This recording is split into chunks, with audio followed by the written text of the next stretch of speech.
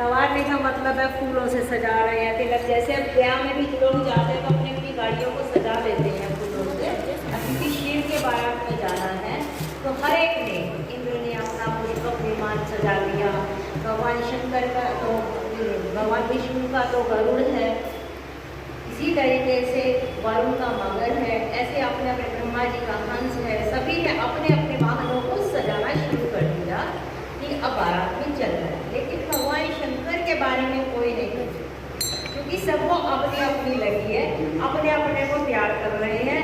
अब दूल्हे को दूल्हे की जाने पक्का करवा लिया है कि यहाँ बारात में वो जाना ही है, वो तो पक्का है।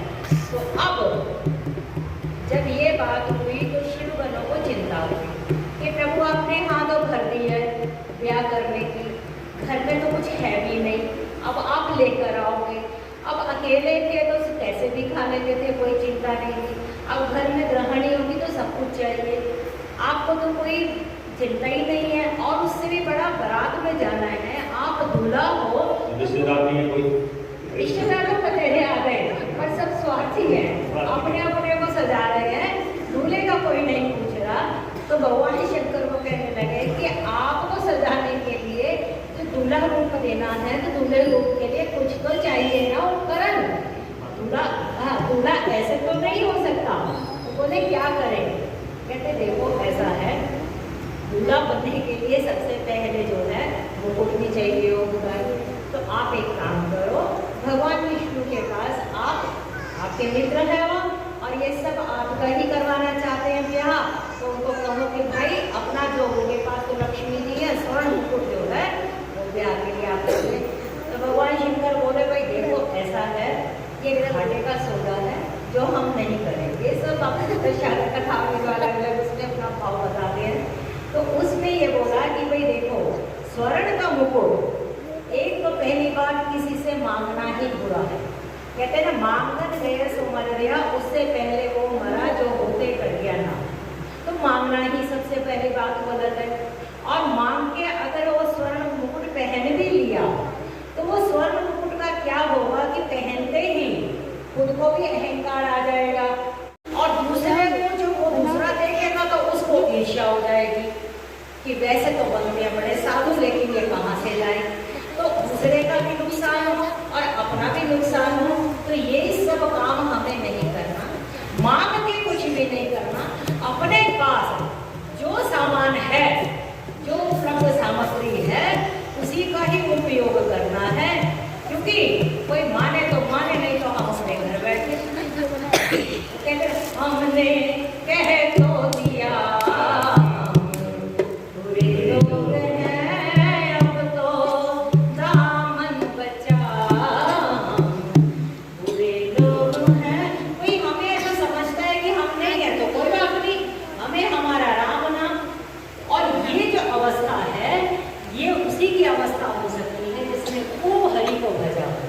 क्योंकि भगवान शिव कौन है? तुम पुनि राम राम सागर जप आनंद आराधी। आराधी कहते शत्रु को आनंद मैंने काम दे के शत्रु भगवान शिव दिन रात राम राम जपते हैं। वो ऐसा वो समाज के लिए दिखाते हैं कि मांग करके कोई भी वस्तु जो है वो नहीं लेनी चाहिए। शास्त्रों में तो यहाँ तक है कि किसी के पहने के कपड़ों को भी नहीं पहनना चाहिए, वो भी गलत है। मांगना तो बहुत अलग बात है।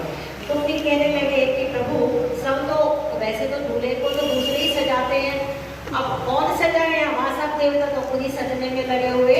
तो यहाँ पर उन्होंने बोला भृंगी श्रृंगी सब आओ, वीरभद्र आओ, और अब हमारे भोले को खूब सजाओ। अब सजाना शुरू करते हो। स्वामी जी कहते हैं शिव ही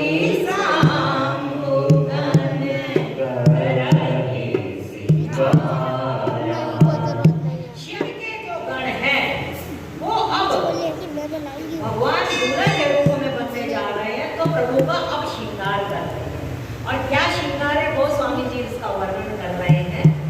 जटा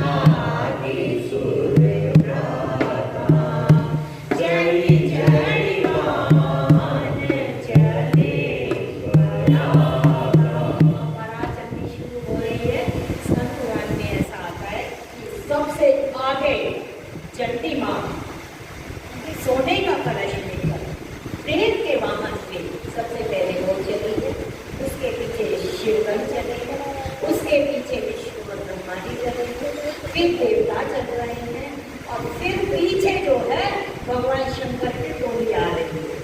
और भगवान शंकर की पूरी बस्ती में आगे प्रसंग आएगा जब सब ये अपने अपने वाहन लेकर सब चलने शुरू हो गए तो गोस्वामी जी कहते हैं सूर समाज सब भांति अनूठा, नहीं पराया दूल्हे अनुरूपा। अब बारात कहते हैं कि दूल्हे के तो अनुरूप है नहीं, कहाँ तो वैकुंठधारी ब्रह्मलोक में सभ्य लोग देवता लोग और कहाँ हमारे कैलाश के दुर्लभ। वो कह रहे बारात चल तो पड़ी अपने अपने वाहन लेकर, लेकिन मामला किसमें जो हो रहा है, लेकिन भगवान शंकर इतने अपने आनंद में हैं क्योंकि वो तो हर समय राम नाम ही जपते हैं। तो यहाँ पर वो कहते हैं करके अनोखा सिंगार चले बोले बाबा प्यार जाने चले बोले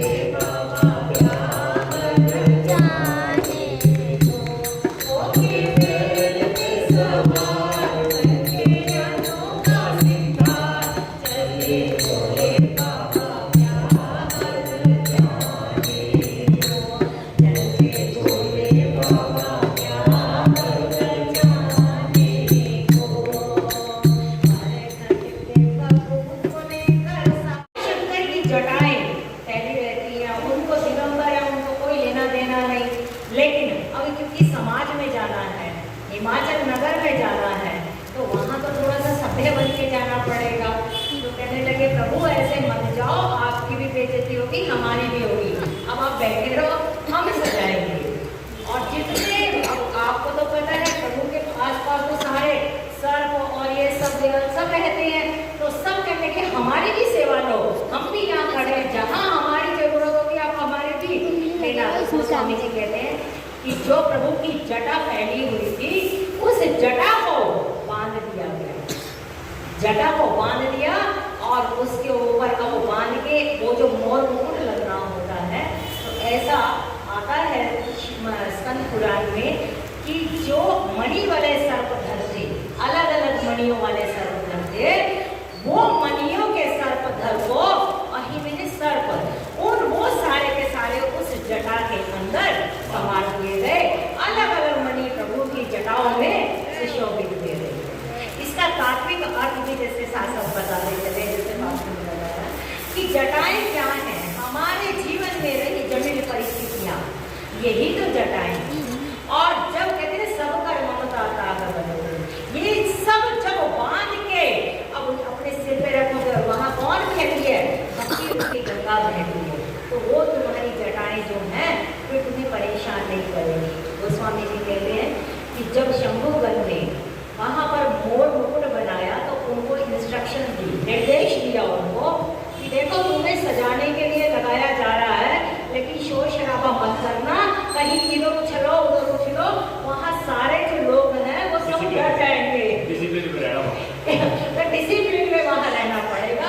उन्होंने कहा कोई चिंता नहीं, बस हमारी मणि बनी चमकेगी, पता ही नहीं चलेगा जटाओं में हम कहाँ पर हैं। तो काली काली जटाओं में और काले काले सर्पधर, ऐसे लगता है कि पता ही नहीं चल रहा, सिर्फ उनकी रंग बिरंगी जो मणियां हैं वो ही वहां पर दिखाई दे रही हैं। अब उसके बाद कहने लगे कि भाई अब दूल्हा है तो कुंडल भी चाहिए कानों के, कंगन भी चाहिए, कुछ तो पहनाना पड़ेगा, श्रृंगार किया जा रहा है। वो स्वामी जी वर्णन करते, वो स्वामी जी को लेकर सारे बदन लगाए, कानों में सर्पों के कुंडल जटा को मोर बनाए, कानों में सर्पों के कुंडल जटा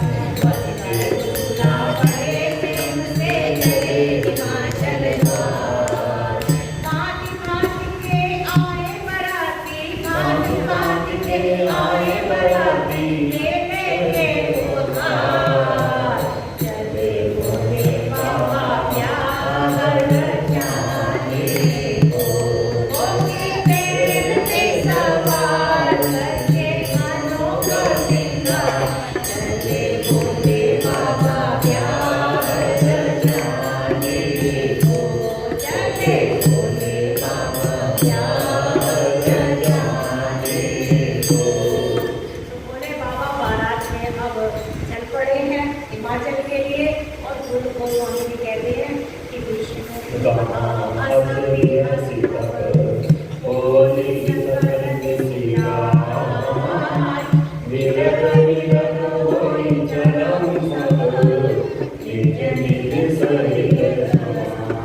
की बारात ऐसी थी कि जिसके अंदर अब विष्णु भगवान है, ब्रह्मा जी है, ये सब सबके लोगों को थोड़ी सी शर्म आ रही थी कि भाई ऐसी बारात के साथ अगर चले तो पता लगा वहाँ अगवानी में कोई अगवानी में करने के वहाँ पर कोई स्वागत करने के लिए भी नहीं मिले।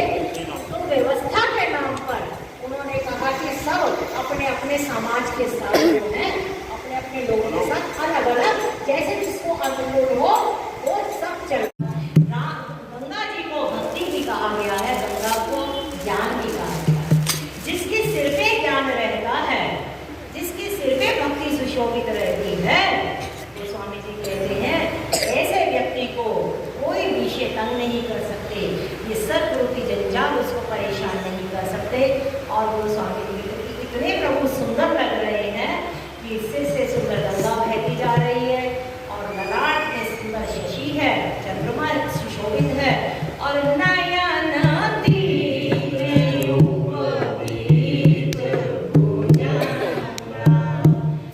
नयन है। तीन नयन का बहुत सुंदर अर्थ मैं पढ़ रही थी अभी।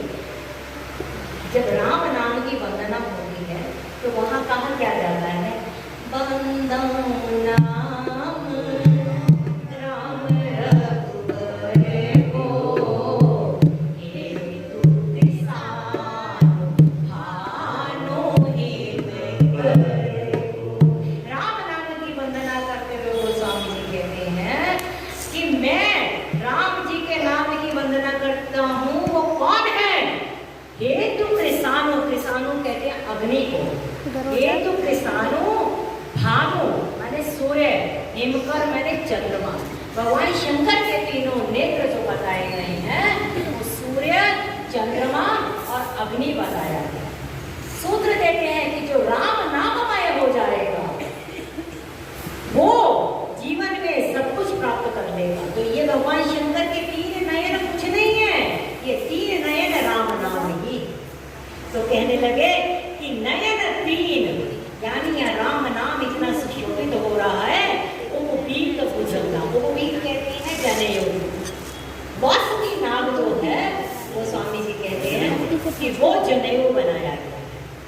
अब सोचो आप एक रूपरेखा एक सोचो कि ऊपर से तो गंगा नदी बह रही है, इधर दूज का चांद लटका हुआ है, इधर सर्प लटके हुए हैं, कानों में और कुंडल की सारे के सारे सर्पों के हैं, पूरी छाती पे जनेऊ भुजंग का है और नीचे गहरी छाला है। अब ऐसे में कोई दूल्हा, ये दूल्हा पहला और आखिरी ही था जिसका श्रृंगार इतना अद्भुत है। तो गोस्वामी जी कहते हैं और ऐसा जो श्रृंगार है वो शिव के शिवगण ही कर सकते थे, बाकी नहीं कर सकते, क्योंकि उनको पता है कि कौन सी चीज कहाँ पे होनी है। और कहते श्रृंगार का वर्णन करते हुए कहते हैं भगवान शंकर के गरल में कंठ में, गरल मैंने विष, जब वो नीलकंठ भी कहलाते उस कथा को हम सब जानते हैं। तो वो गरल जो है उनके गले में है और कहते कि और नर सिर माला, और माला के रूप में जैसे लड़कों को यहाँ पे पैसों की रुपयों की माला पहनाई जाती है, भगवान शंकर ने मुंडों की माला पहनी। इसके पीछे कथा होती है कि भगवान जब जिस समय अमृत का मंथन, अमृत निकला था और जब वो देवता उनको ये अमृत बट रहा था, तो हम सब जानते हैं कि राहु जो है देवताओं की पंक्ति में आ गया था। तो चंद्रमा ने उस समय भगवान को कहा विष्णु को कि ये राक्षस है जो इस लाइन में आ गया, हम सब कथा जानते हैं। तो उस समय राहु को बहुत मतलब गुस्सा आया और वो इंद्र के पीछे भागा और बाद में फिर वो चंद्रमा के पीछे भागा। अब चंद्रमा के जब पीछे भागा है, भागते भागते स्वर्ग में जाकर उसके सामने जब खड़ा हुआ रसने के लिए, तो ऐसी स्कंद पुराण में कथा आती है कि वहां पर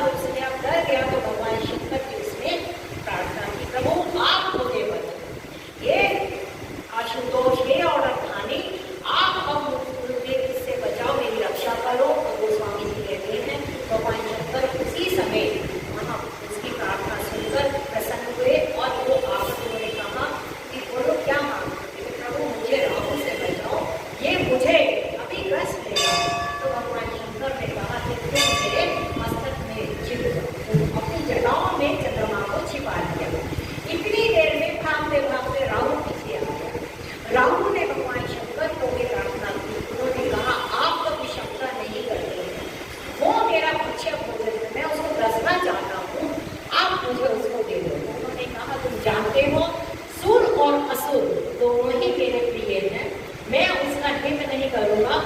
ज़्यादा से ज़्यादा ये है कि तुम्हें भी मैं अपने मस्तक पर धारण कर लेता हूँ। तो भगवान शंकर ने राहु को भी अपनी जब जटाओं में रख लिया तो उसको देखकर चंद्रमा को बहुत डर लग गया, और उस डर के कारण उसने जो अमृत का स्राव हुआ, वो अमृत निकला, उससे राहु के कई कई मुंड बन गए।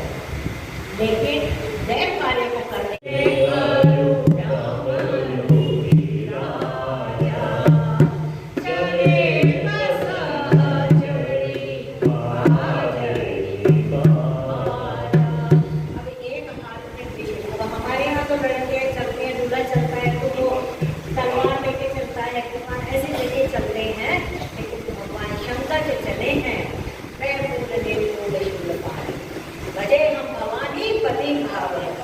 त्रिशूल लेके गोस्वामी जी मानस के अरण्य कांड में कहते हैं, कात तीन अति प्रबल फल, काम क्रोध पर ये प्रबल फल है तीन।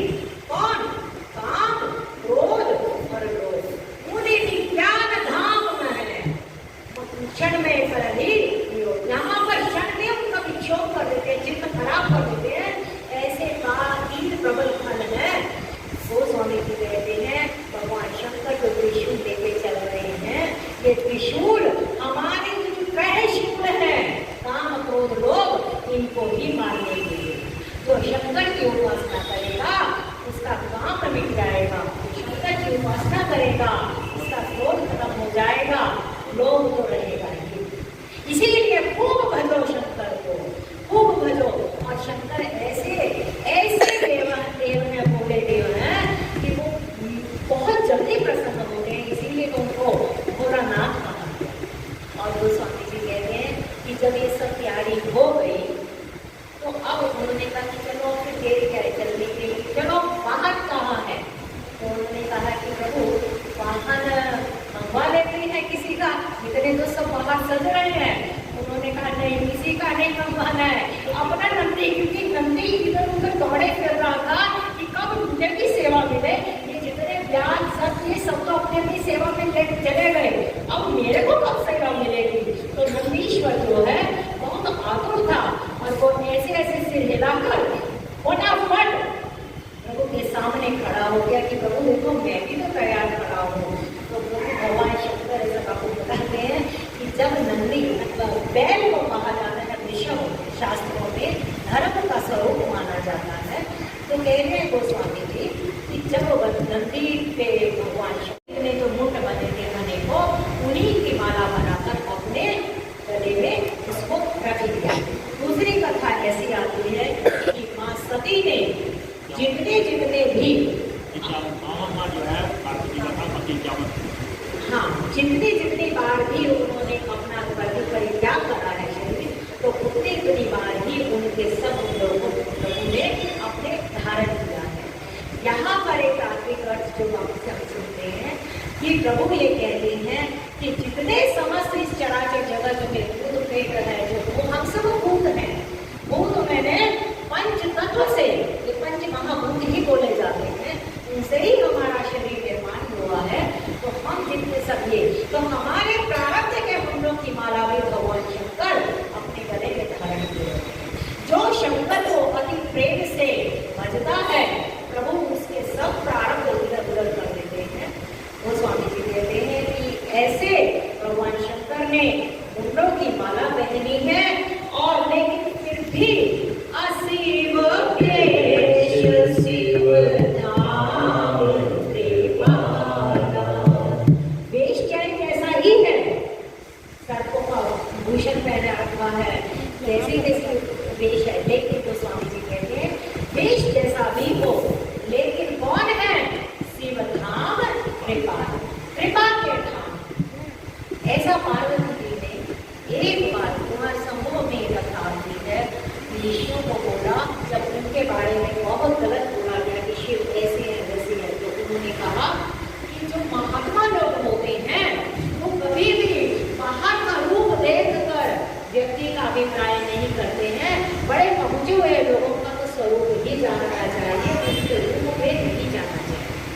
जिस समय अष्टावक्र जनक के दरबार में गए हैं तो वहां पर जैसे ही प्रवेश किया वो सारी सभा उनकी हंसने लग गई। तो उन्होंने कहा, जनक मैं तो समझकर आया था यहाँ सब विद्वान बैठे होंगे, पर तेरी सभा तो चर्मकारों की सभा। उन्होंने कहा, आप कैसा बोल रहे हैं? उन्होंने कहा, इसलिए कि तुम्हारी सभा में जितने लोग हैं सब ऊपर का चमड़ा देख रहे हैं, भीतर का स्वरूप तो कोई नहीं। वो स्वामी जी यहाँ यही कहना चाह रहे हैं, भगवान शंकर चाहे ऊपर से कैसा ही वेश धारण किए हो, लेकिन कृपा के धाम है और सबका कल्याण करने के लिए ही वो ये सब कर रहे हैं। शब्द करोगे जो कल्याण करे, अपने जीवन का दुख हरण करे, वो ही जो शंकर है। जगत में भी जो परिवार में भी जो मुखिया अपने परिवार के कल्याण के लिए ही सोचे तो आप समझ लेना, और जीवन में रही विषम परिस्थितियों को पीता रहे और कुछ ना कहे तो समझ लेना कि ये हमारे परिवार में भी ये शंकर ही। तो स्वामी जी कहते हैं कि ऐसे भगवान शंकर जब, तो उन्होंने कहा, ये क्या गजब कर रहे हो प्रभु, आप उल्टे बैठोगे, आप बहने जा रहे हो, आपको सब आपको देखेंगे, आप ही की अगवानी में सब पीछे चलेंगे, आप ही उल्टे चलोगे। तो यहाँ पर सबको ने बड़े सुंदर अर्थ बनाए हैं कि धर्म रूपी बैठ पर जब व्यक्ति धर्म पे चलता है तो उसका जीवन अगर पलट ना जाए तो उस धर्म का कोई फायदा नहीं। तो यहाँ पर ये दिखाना चाहते हैं कि अगर हम धर्मारूढ़ हैं, धर्म के ऊपर अगर हम चल रहे हैं तो हमारा जीवन में कुछ परिवर्तन आना भी चाहिए। लोगों को दिखे कि हाँ, इसने कुछ सत्संग किया है, इसने कुछ भजन किया है, इसने राम नाम को जपा है, तो इसका जो जीवन था कुछ उसमें विपरीत दशा है। पहले वो संसार की तरफ भाग रहा था, अब वो परमात्मा की तरफ भाग रहा है। तो बड़ी मुश्किल से उन्होंने कहा, मैं तो अब बैठ गया हूँ धर्म उसके बैठ पे, मैं तो ऐसा करो कि बैल को ही उल्टा कर दो ताकि मेरा जो है वो सामने रहे। तो ऐसा आनंद करते करते अब भगवान शंकर को नंदी पे बिठा लिया गया, और बिठाने के बाद वो स्वामी जी कह रहे हैं कि देखी शिवाजी सूरज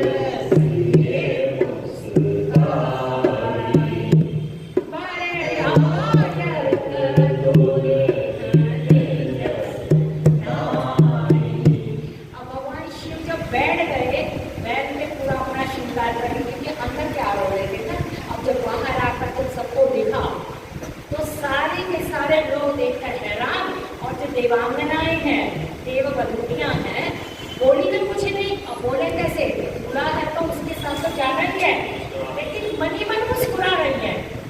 अब मुस्कुरा कर क्या सोच रही है,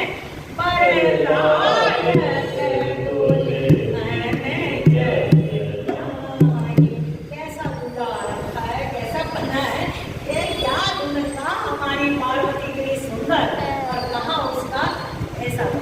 संतों के ऐसे अभिप्राय हैं कि वो बात सही कहती है कि वर लायक दुल्हन जग ना। इस जग में ऐसे शंकर के लिए, ऐसे दूल्हे के लिए कोई दुल्हन है ही नहीं। वो तो कोई त्रिगुणा का श्रृंगार हो रहा है, बाकी सब देवता देवी देवता सब अपना सज रहे हैं, लेकिन वो स्वामी जी भगवान शंकर के पास ही बैठे हुए कहते,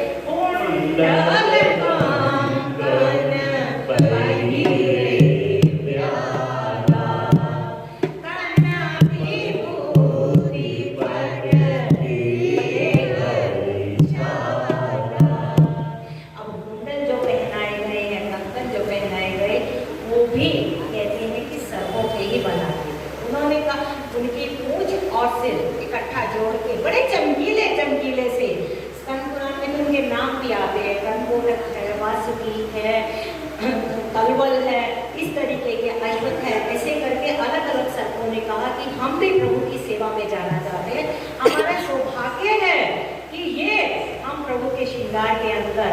और देखो विषय को विष को सर्प को विषधर बोला जाता है, और शास्त्रों में विषयों को भी विष बताया गया।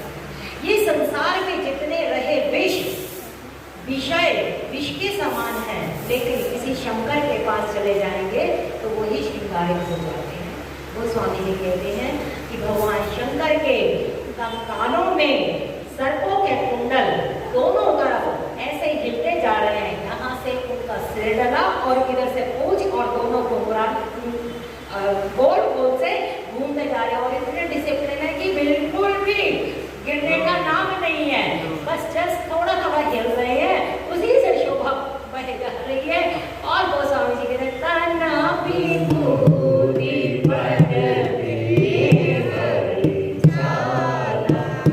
कुंडल पहना दिए, कंगन पहना दिए और उसके बाद अब थोड़ा सा तो वो लगाते हैं ना दूल्हे को, पाउडर भी लगाते हैं, थोड़ा सा खूबसूरती भी बनाते हैं। तो वो कहाँ से आए?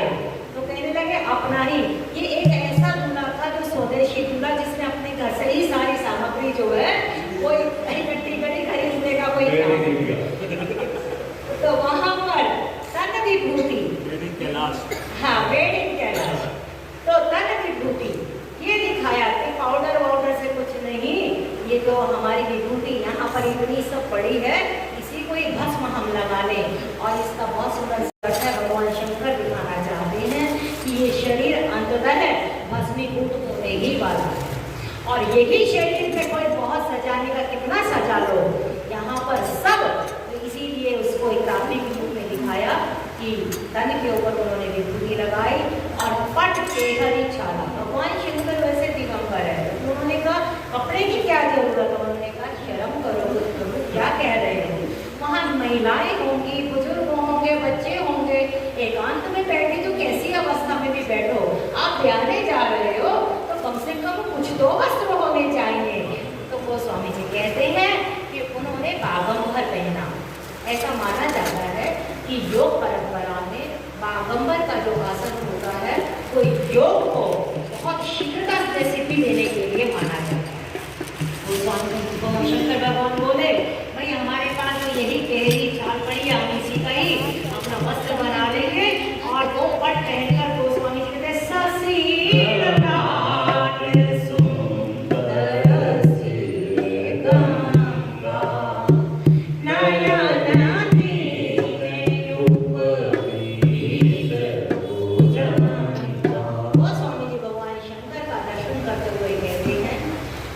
सर्पों की तो वहां पर मोर लगा हुआ है, जटाएं बनी है और उसके ऊपर एक बीज का चांद, बूझ का चांद जो है वो सुंदर ललाट है, शशि ललाट पे इतना सुंदर चांद। यमाशितो ही वक्रो भी चंद्र सर्वत्र।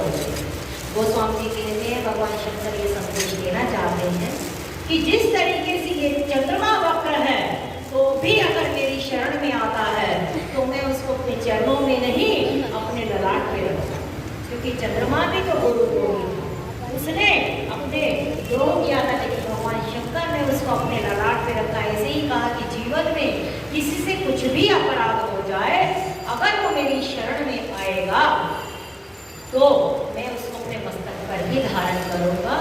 तो वो स्वामी जी कह रहे हैं इसी तरह चंद्रमा प्रभु शंकर के मस्तक पर सुशोभित है और वहीं से ही गंगा बह रही है। गंगा को हमारे यहाँ पर वो स्वामी जी कहते हैं राम भक्ति। अपने समाज को अलग लेकर चल पड़े, मेरा ही समाज अभी कम दिख रहा है, तो उन्होंने बोला भृंगी समस्त लोक में जितने भी भूत प्रेत पिशाच सब उनको अपनी सब सेना को बुलाओ ताकि बारात गिरनी चाहिए। तो वो बुलावे पे सारे देशों से विदेशों से जो भूत प्रेत जितने भी बाराती बनकर भगवान शंकर की बारात में अब चले हैं वो आएंगे और उसका विशद वर्णन गोस्वामी जी कल के प्रसंग में अब गाएंगे।